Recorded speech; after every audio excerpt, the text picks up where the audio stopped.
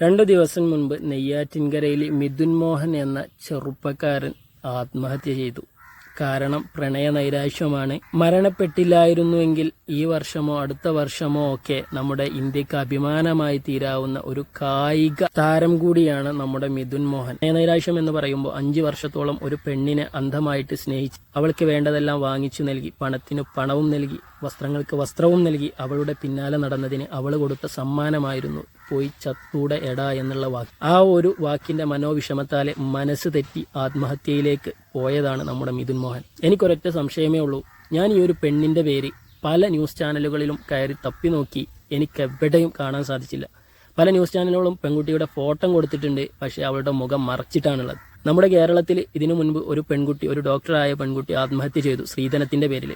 അന്ന് ആ ഒരു പ്രതിസ്ഥാനത്തുണ്ടായിരുന്ന വ്യക്തിയുടെ ഉറവിടവും അവൻ പഠിച്ചതും പഠിപ്പിച്ചതും പഠിച്ചുകൊണ്ടിരിക്കുന്നതും അവൻ ചെയ്തതും ചെയ്തുകൊണ്ടിരിക്കുന്നതും ഒക്കെ അന്വേഷിച്ചു പോയി അവനെ ഈ സമൂഹത്തിൽ തരം താഴ്ത്താൻ നമ്മുടെ മാധ്യമങ്ങൾ മത്സരിക്കുകയായിരുന്നു.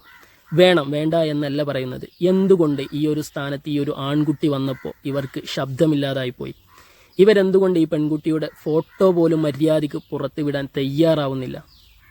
എന്തേ ആൺകുട്ടികൾ ചാവാനും വിഷമം വന്നാൽ സഹിക്കാനും, മനോവിഷമമുണ്ടെങ്കിൽ അത് സഹിച്ചിരിക്കാനും, കരച്ചിൽ വരുന്നുണ്ടെങ്കിൽ അത് പിടിച്ചു നിർത്താനുമുള്ള ഒരു വസ്തുവാണോ?